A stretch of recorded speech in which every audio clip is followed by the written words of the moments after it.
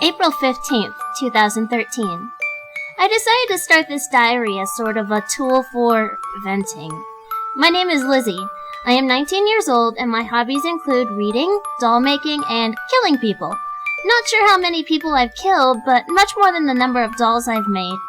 I didn't start doing this until about a year ago, but now my dolls resemble all of my victims. I even take a big chunk of hair from them and include it in the stuffing. They all look so happy on the first 3 shelves in my bookcase. I first started killing people when I was 17. My first victim was my boyfriend at the time. I caught him cheating on me with some bitch from the cheerleading squad. Go figure. He didn't know I had found out, so I planned a date. We were to go on a picnic in the woods near the creek. There was this one really pretty spot I always liked to meditate at. So we were eating lunch and I casually bring up that I caught him cheating. He looked like a child getting caught doing something bad. I told him it was okay, which confused him. And then I took a knife we had used to cut up some ham for our sandwiches and plunged it into his shoulder.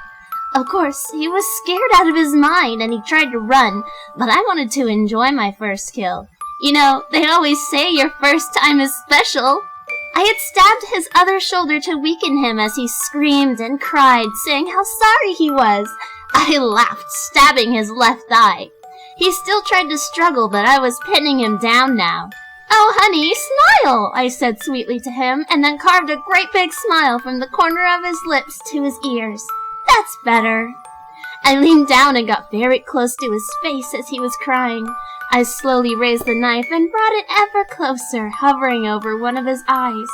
He was shivering with fear now. I could still hear his whimpering and sniffling so clearly.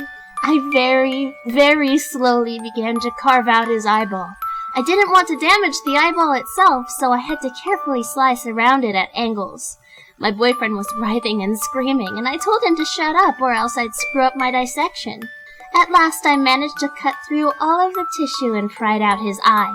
The optic nerve was still perfectly attached, so he could still see. It's so fascinating, the human body. I held it carefully and turned it around so it was staring at his own face. I covered the eye that was still intact so he could see his face clearly. Oh, how he screamed! I finally sliced the optic nerve and placed the eye gently in an unused plastic cup from our picnic. I wanted to study it later. Then my boyfriend had the nerve to try and swing his hand up and hit me. I caught him, though, and said, "You shouldn't have done that." With much difficulty, I began cutting his upper arm, sawing through the flesh. I hit the bone and found it very hard to cut. I worked at it, savoring the screams and the cries coming from my victim, but it just wasn't sharp enough to go through.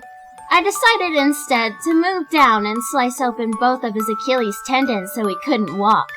I stood up, grabbed his wrist, put my foot where I had tried cutting through, and pulled. It took a lot of effort, but I finally managed to snap it. His shrieks of pain were so deafening.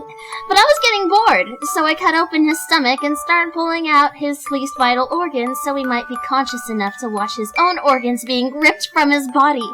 It took a couple minutes, but he finally passed out either from blood loss or shock. When I had my fun, I found his heart and saw it stopped beating. I don't know exactly when he died, but I didn't care. I left his body but took the cup with the eyeball, jacked his car, and drove home.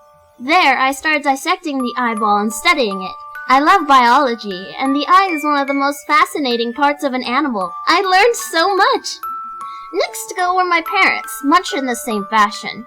Then it was the girl that had taken my boyfriend from me, her little circle of friends, my best friend's boyfriend, then my best friend, one of my old teachers, some homeless dude, and on and on.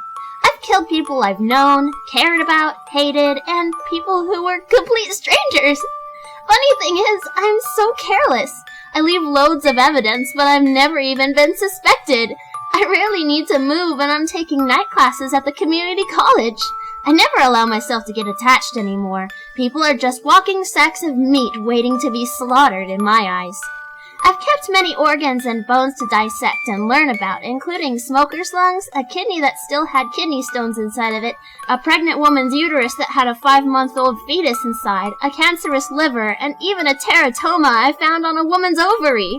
I've also looked at many brains, noticing the differences in shape, size, and number of ridges. Did you know a drug user's brain looked like a piece of shriveled cauliflower? Didn't see that coming! Sarcasm. So yeah, I don't know how often I'll write in here, but maybe I'll start taking pictures of my work and pasting them in this book. That'll be fun, huh? Oh, look, I spot a new victim outside. Looks like the mailman. Gotta go. Kisses!